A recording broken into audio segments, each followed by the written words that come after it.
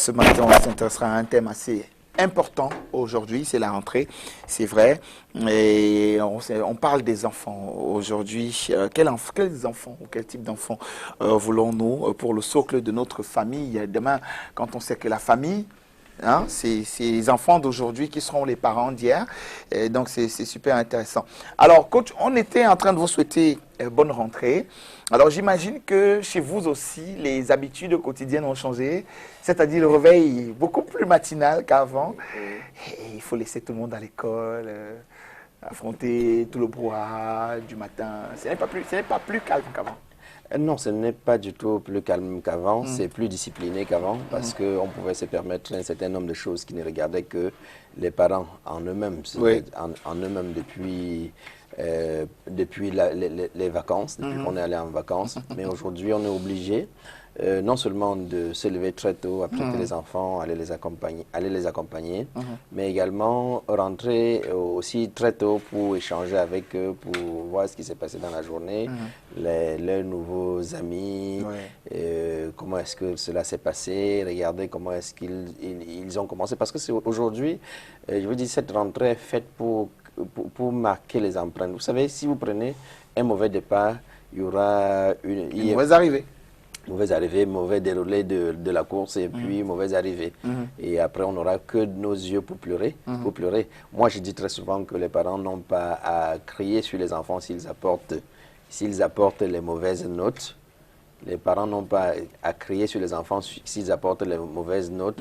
Ils doivent plutôt se remettre en cause ou bien en question sur qu'est-ce qui n'a pas marché pour que les enfants apportent les mauvaises notes. Cela leur permet de pouvoir rectifier un certain type de comportement, un certain type de communication, un certain type d'échange avec les enfants, de mieux comprendre les enfants afin de les accompagner à réussir leur mission qui est leur mission ou bien leur devoir qui est d'apporter des bonnes notes pour les parents. Bien sûr, Pour des eux, bonnes notes pour eux et pour les parents. pour eux et pour les parents. Voilà. Alors, on va voir qu'on est resté essentiellement sur les notes à ce moment-là. Mais les notes ne font pas, je veux dire quoi, l'enfant, le bon enfant de demain pour une bonne famille demain. Bon, je vais le dire autrement, coach. Aujourd'hui, les parents sont engagés à envoyer les enfants à l'école. Et quels seraient, selon vous, coach, les leviers sur lesquels il faudrait s'appuyer pour s'assurer d'une belle famille demain? Effectivement. Ayant comme enfant, ayant comme entité ces enfants-là. Voilà, très bonne question, Christian. Très bonne question, Christian. Cela nous permet d'encadrer, pas de recadrer, d'encadrer ce que nous avions appelé tout à l'heure bonne note. Parce que si on parle de bonne note, c'est qu'on veut que l'enfant ait une certaine posture ou une certaine communication avec la vie, avec la nature, avec ses amis, avec son environnement. Et que l'enfant ait un certain comportement, une certaine attitude, dégage certaines valeurs pour posséder, pour que cela renforce son identité, afin qu'il nous permette à nous, je veux dire à nous qui sommes patrons de la famille, c'est-à-dire aux parents qui sont les patrons de la famille, d'hisser cette famille aux filles maman.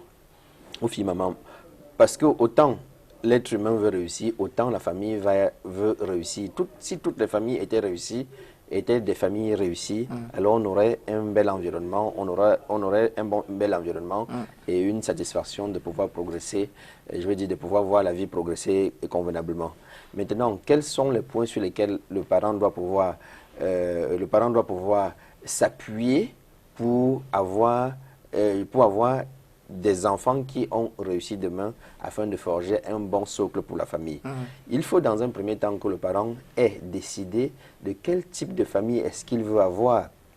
Si vous ne savez pas, vous n'avez pas, je veux dire, vous n'avez pas travaillé à comprendre ce que vous voulez en termes de famille, vous n'aurez pas de raison de booster l'enfant à faire ci ou bien à faire ça, à se considérer, à avoir une vue imagée pour son propre avenir à lui, parce que vous ne savez pas quel type de famille vous voulez construire demain avec cet enfant-là. Donc la première des choses, c'est de pouvoir, vous, en tant que parent, quand je dis parent, c'est les deux parents. Oui. Le père et la mère. Le père et la mère, que vous puissiez vous asseoir pour imaginer déjà quel type de famille vous voulez avoir. Cela vous permet de pouvoir encadrer les enfants convenablement. De deux, il faut regarder aussi quelles sont les raisons ou bien les buts de la venue de l'enfant dans votre ménage. Cela vous permet également de pouvoir recadrer, de pouvoir motiver, de pouvoir consolider les enfants vers ce chemin que vous avez choisi. Les gens pensent très souvent que c'est trop dit de parler, en fait, je veux dire que c'est trop petit de penser à la raison pour laquelle on a fait venir un enfant. Oui, nous avons fait venir un enfant. Quand vous vous êtes mis, papa et maman, c'est fait venir un enfant sur le monde, je veux dire dans le monde. Et ça, il y avait une raison.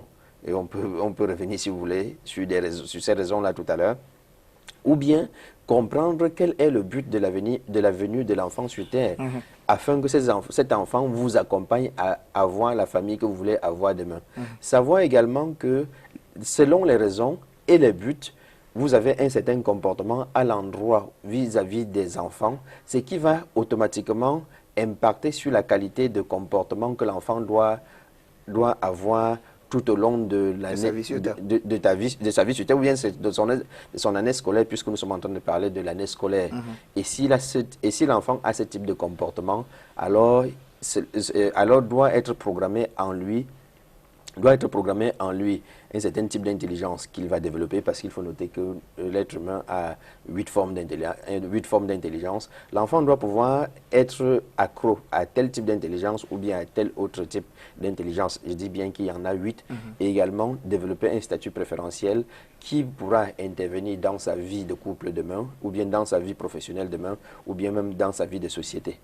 Avant de revenir sur l'impact, il est peut-être important pour nous de revenir aussi sur ces différentes formes d'intelligence pour que les parents puissent les identifier.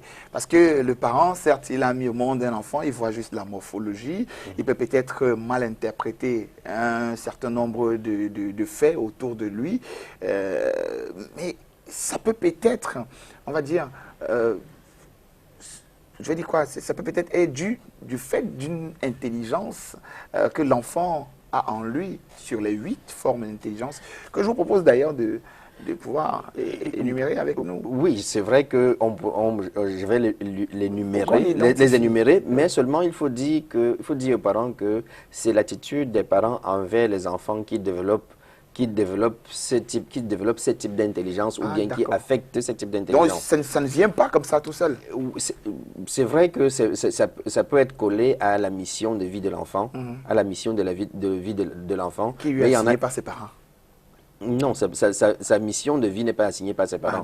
Chaque être humain est sur Terre pour accomplir une mission qu'aucune autre personne ne peut l'accomplir à sa place. Parce qu'il est encore un enfant, comment il sait que c'est une mission? Comment on peut savoir que c'est sa mission? Notre mission sur Terre est là avant nous. C'est-à-dire que nous sommes venus sur la Terre pour quelque chose, pour un but précis. C'est juste parce que le rêve de la planète, c'est-à-dire que le rêve de la planète a englouti le rêve du continent qui a englouti le rêve du pays, le rêve du pays qui a englouti le rêve de la région qui a englouti le rêve de la famille, et le rêve de la famille qui a fait en sorte que papa et maman se comportent essentiellement comme la famille veut, comme le département veut, comme la région veut, comme le pays veut, comme le continent veut et comme le monde veut. Mais sinon, chaque être humain est venu sur la terre pour une mission précise. C'est pour cette raison que nous disons que nous sommes là pour, les chrétiens vont vous dire, nous sommes là pour continuer l'œuvre de la création. En fait, il n'y avait pas de caméra quand le monde, au premier jour, il y a quelqu'un qui a continué l'œuvre de la création en développant la caméra. Il n'y avait pas le goudron, il y a quelqu'un qui a continué l'œuvre de la création. Il n'y avait pas ces vestes, il y a quelqu'un qui a continué l'œuvre de la création. Nous aussi, chaque personne est sur la terre pour continuer cette œuvre de la création-là. C'est pour cette raison qu'il faut travailler intensement pour que notre passage sur la terre ne soit pas aussi indifférent que notre absence. Sinon, les gens vivraient aussi comme ceci et puis terminer. Il faut donc se poser après la question, qu'est-ce que je vais laisser après moi? Qu'est-ce que je vais laisser après moi? Les gens se battent pour laisser quelque chose avant de partir. Je vais dire quelque chose de positif. Donc, j'étais de disant que les différentes formes d'intelligence sont impactées ou bien sont influencées par la qualité de comportement, d'attitude que les parents ont à l'endroit des enfants. Par exemple, un enfant, je peux rapidement citer, il y a l'intelligence logico-mathématique, c'est-à-dire qui est plus développée chez les enfants qui veulent être des pilotes, qui veulent être des médecins, qui veulent être des architectes, qui veulent être des techniciens de haut niveau. Ça, c'est l'intelligence logico-mathématique qui est beaucoup plus basée sur les chiffres, sur les chiffres et autres. Il y a l'intelligence verbo-linguistique qui est la capacité à pouvoir échanger rapidement, à écrire une lettre, à développer, à écrire une histoire. Il y a des gens qui ont tellement de choses à raconter, mais ils ne savent pas comment raconter. Mais pourtant, à côté, il y en a qui... Il y a quelqu'un qui a cette forme d'intelligence. Qui a cette forme d'intelligence qui est l'intelligence verbo-linguistique. Vous voyez, on peut influencer sur un enfant qui n'apporte pas de bonnes notes en mathématiques alors qu'il peut en apporter en verbo-linguistique.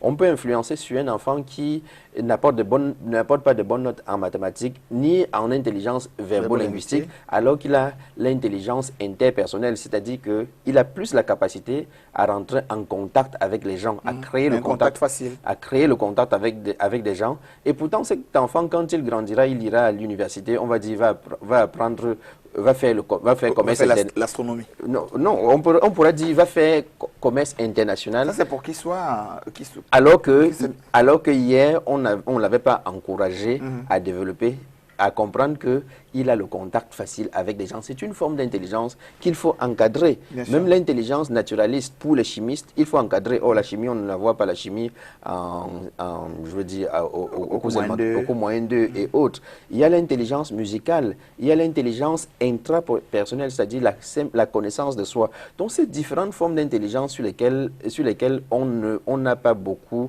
de vue, parce qu'on veut se conformer aux rêves de la société, parce que la société prime ceux qui ont des grandes notes en mathématiques. Et on croit que si on n'a pas la grande note en mathématiques, on est du coup faible, alors que l'enfant développe autre chose. C'est quand on grandira que l'on va rentrer dans la vie active, que l'on se rendra compte que, oui, c'était beau les mathématiques, mais est-ce que c'était vraiment mon chemin? Est-ce que ça me sert aujourd'hui? Est-ce que ça me sert aujourd'hui? On voit beaucoup dans les réseaux sociaux, quelqu'un qui écrit, il sort une formule mathématique qu'on lui a enseignée à l'école, et on l'a tellement saoulé avec, il se demande à quoi ça lui sert aujourd'hui.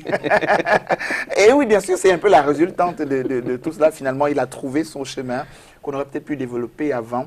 Mais à travers l'échange avec vous aujourd'hui, ça nous amènera donc à comprendre et à développer cela chez l'enfant beaucoup plus tôt pour une meilleure orientation.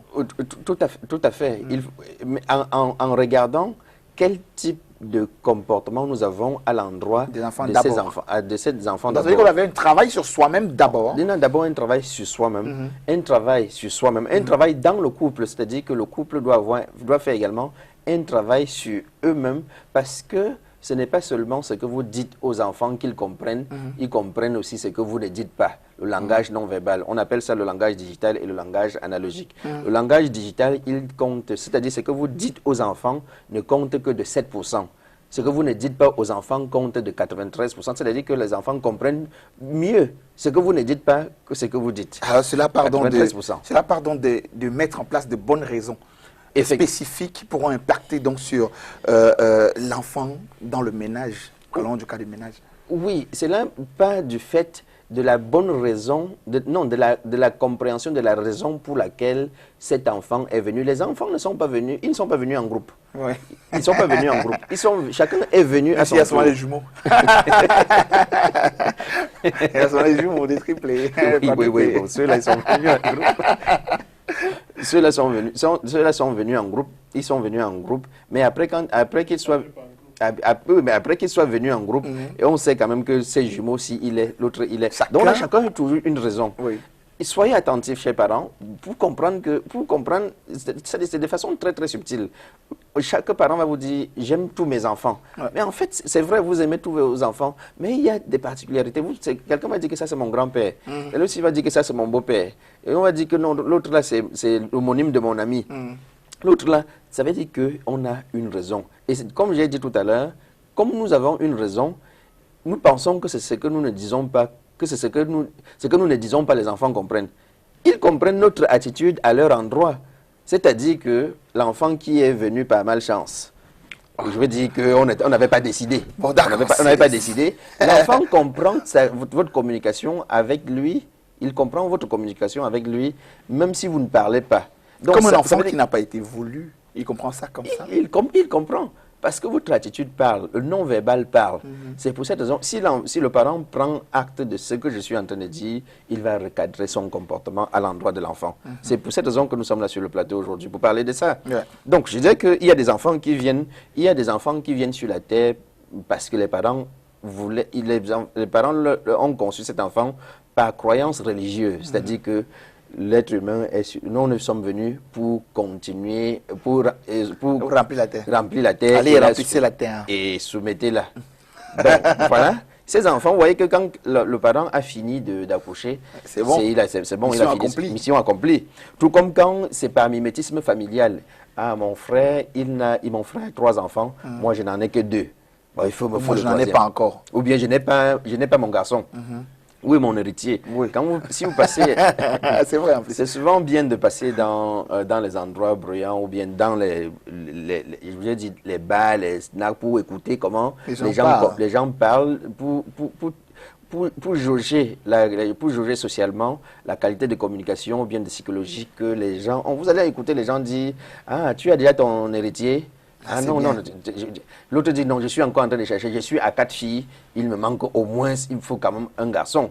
Ou bien que l'autre l'a été tué, il me faut un autre, Vous voyez, ces raisons qui font en sorte qu'on fait venir l'enfant sur la terre, l'attitude qu'on aura à l'endroit de cet enfant, on croira que l'enfant ne voit pas, que l'enfant ne comprend pas, l'enfant comprend. Souvenez-vous, j'ai dit tout à l'heure que notre communication digitale ne compte que de 7% et la communication analogique, c'est-à-dire notre comportement, le non-verbal, compte de 93%. Donc l'enfant comprend mieux ce que nous ne disons pas que ce que nous avons dit. Donc il faut faire attention sur notre comportement. Il y a des gens qui vont faire venir les enfants par valeur sociale, et d'autres personnes également pour matérialiser seulement leur amour. C'est-à-dire qu'il a tellement aimé ce garçon qu'il faut que je lui donne un enfant. Voilà. Et si on étend un peu plus, vous verrez que d'autres parents font des cadeaux à leur épouse parce que leur épouse a accouché. Enceinte, par exemple. Enceinte. C'est-à-dire que quand elle accouche encore, c'est plus grave. Voilà. Donc, au-delà de tout cela, ce que je dis, c'est que l'être humain devait comprendre qu'au-delà des raisons que nous avons, je ne dis pas que les raisons sont mauvaises ou bonnes. Bon, il y a des raisons, mais au-delà de toutes ces raisons, l'être humain devrait comprendre le but de la venue des enfants dans notre ménage. Donc, les enfants sont venus dans notre ménage parce que Dieu nous confie une tâche, une mission, c'est-à-dire la mission de pouvoir accompagner les enfants à aller à la réalisation de leur mission sur Terre. Si on a compris comme cela, on saurait que moi j'ai la charge de cet enfant. Ça veut dire que tous les enfants sont aussi mes enfants. C'est-à-dire que les enfants du voisin, tous les enfants que je rencontre sont aussi mes enfants. Ce sont mes enfants. Mais seulement que Dieu m'a donné la charge, la responsabilité de conduire celui-ci jusqu'à la réalisation de sa mission sur Terre. Quand on a compris les choses comme cela, vous allez voir que cela va impacter automatiquement sur notre comportement à l'endroit de l'enfant. Quelle que soit la raison pour laquelle l'enfant est venu. En fait, l'enfant est venu dans mon ménage. Alors, à ce moment, le parent doit adopter une certaine attitude. Et nous pouvons rapidement dire que les parents ont trois formes d'éducation préférentielle. La première forme d'éducation, c'est l'éducation par le pouvoir financier. Ouais. Et c'est ce que certains parents vont faire à partir de cette rentrée. On va mettre les répétiteurs, on va acheter des tablettes. On va aller l'accompagner à l'école, on va acheter les chaussures, on va acheter tout. Ouais. Et on met à la maison, on achète le petit déjeuner et tout. Et puis on va pour aller attendre les bulletins. Oui. C'est pour ça que vous comprenez pourquoi ce que j'ai dit tout à l'heure que un enfant, quand il apporte une mauvaise note, il ne doit pas être fouetté, il ne doit même pas être grondé. Nous devons comprendre pourquoi et rectifier, échanger avec lui et rectifier la cause qui a amené la mauvaise note. Gronder, vous grondez sur les conséquences. Ça peut être l'éducation financière. Oui, donc on peut. Peut-être que nous avons acheté tout, on a déposé. Ça, c'est l'éducation financière pour attendre les notes. Oui. Et après, maintenant, il y a une autre forme d'éducation qui est l'éducation par la force physique. Oui. Il y en a dans le papa, on sait là où le tuyau du gaz est déposé. Dès que le papa rentre, on sait que les fesses vont chauffer parce qu'on a eu les mauvaises ondes. Ça, c'est la chicotte. Oui. Il dit, vous savez comment est-ce que je travaille pour avoir cet argent-ci? Je me bâche tous les jours. L'enfant n'a pas besoin de savoir si vous vous battez ou si vous ne vous battez pas. L'enfant a besoin d'aller à l'école. Puisque vous avez fait le choix de le faire venir sur la terre, il est venu. Remplissez votre responsabilité et également la responsabilité de l'éduquer, de l'accompagner, de le coacher jusqu'à ce qu'il puisse atteindre sa mission sur la terre. Donc la chicotte ne vient pas remplacer l'éducation. Donc les gens vont utiliser l'éducation par la force physique. Et il y a une troisième forme d'éducation qui est l'éducation psychologique, par la force psychologique. L'éducation par la force psychologique tient compte de l'éducation par la force, c'est-à-dire qu'une main de fer dans un gant de velours. Et ensuite, de l'éducation financière, c'est-à-dire que je dois pouvoir récompenser l'enfant, quand l'enfant, ou bien mettre d'abord tout ce dont l'enfant a besoin à sa disposition. Et ensuite, maintenant, je pourrais accompagner l'enfant maintenant je pourrais accompagner l'enfant à avoir des primes s'il apporte quelque chose. Donc, c'est toute une école, c'est tout un travail dans lequel les parents devraient s'engager. Il est important, on reviendra pour la prochaine édition sur laquelle des formes est peut-être la meilleure aujourd'hui pour avoir un meilleur enfant dans le ménage. Pour voir l'impact de cela, de cette éducation-là. Voilà, dans le ménage. Dans le ménage Bien et sur les enfants. Bien sûr.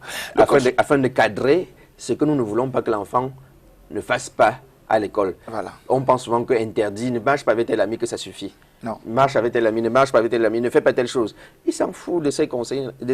Vous avez communiqué de façon déjà non verbale, il comprend. C'est dit, c'est le coach Bertin Chinda ce matin que vous retrouverez au 675 02 32 22. 675 02 32 22. Voilà, on l'a affiché à l'écran. Ou bien nous retrouver à l'immeuble Ketch, ancien ISES. Nous sommes à Dedo à Douala, porte 601. Où des formations se suivent en ce moment sur plusieurs années, c'est pratiquement toute une année. Tout à fait. Une rentrée qui a commencé bien avant la rentrée scolaire. Oui. Sur le coaching. Sur le coaching en voilà. Sur le coaching dans le détail. Oui, le coaching en lui-même pour que l'on ait vraiment la pédagogie du coaching pour ne plus avoir des influenceurs sur le web et confondre au coach.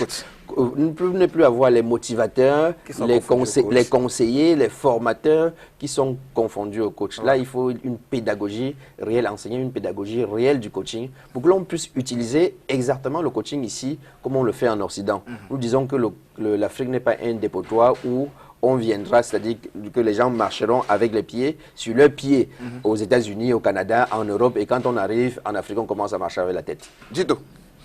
Merci, coach. Merci.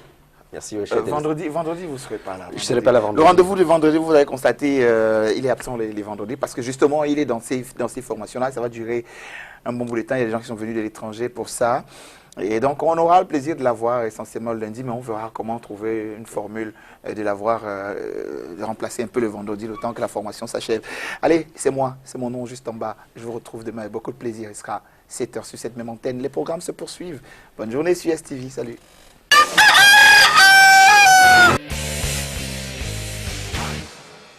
Matama, Oba Poyuga. Uti yule. Mbolo. Mountain Chubla. Soko biwo ambaba. Mena kuna wabuki maholio. Jamna. Agazane amyofu. Abala. Gaga chiamu. Bolon. Dari jam di koi jam. Madala. Laisse-moi sepat fazer. Monsieur Sonora. Ma fille andi lam. Ebi muduko. Gavinero la top.